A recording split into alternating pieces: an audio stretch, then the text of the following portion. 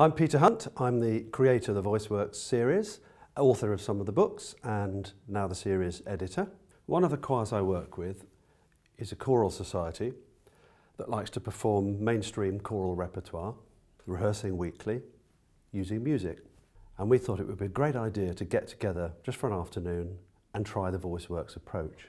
After meeting and greeting and breaking the ice and getting to know each other and relaxing a little bit and doing some circle games, the most important thing is to start focusing in a really fun way that prepares the instrument for work. So we release tension, we pick apples from the tree, we stretch our bodies in a way that's not technical, and it just gets people doing what they need to do to prepare to sing, but in a slightly different context.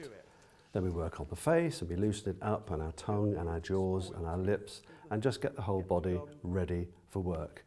So having warmed up our bodies, the next stage is to make some sound with our voices. And the safest way we do that is to do some sirening, just going because the tongue is nice and relaxed and everybody can just, it's a bit like sighing, everyone can make an easy sound that comes naturally.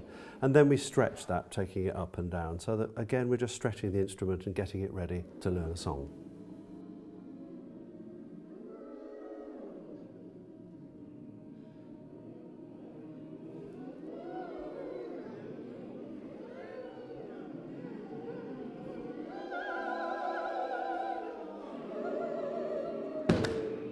Lovely noise!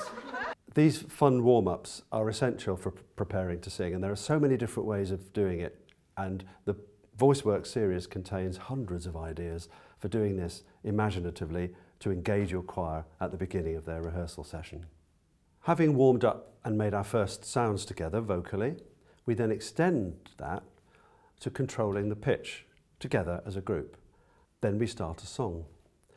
And I chose an African warm-up song, which is a range of 5 notes, which is what we did in the scale warm-up. So there's always a thread to the rehearsal and everything is linked together and one thing leads to another. Kilele, kilele, ooh-wah, ooh-wah, kilele, kilele. And I'll bring you in. We're going to do it as a round. 1, 2, and off we go. Kilele, kilele, kilele, kilele. Kilele, kilele, kilele, kilele. Stop. Ooh-wah, 2, 3, 4, 5, 6. Kilele. Having worked on the African song, I then wanted to introduce 2 new challenges for the work I needed to do later. One was working on consonants, and the other was extending the memory patterns, longer phrases that the singers had to remember. The wind blew through the whiskers of the tip of the tail of the dog. Good. Ready and off we go. The wind blew through the whiskers. Go. The wind blew through the whiskers of. The wind blew through the whiskers of.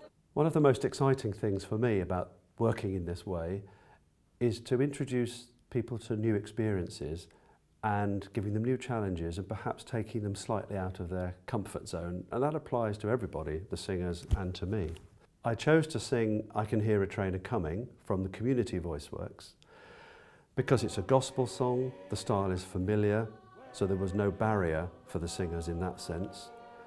The lines are all very memorable, they're narrow range, which links back to the warm-ups that we did, and there are 1 or 2 little challenges in the parts. It's important that everybody learns the tune first and that we can sing that together with strength and unity, particularly as it's a gospel song, but it's also important as part of the musical process. Having learnt the tune, we can then add the parts to it. I was really pleased with the final performance, an incredible achievement for a group of singers that have never worked in this way before. They were amazed at what they were able to do in just a few hours, and it came about through systematic building up of skills and step by step in a way that led them to that final outcome.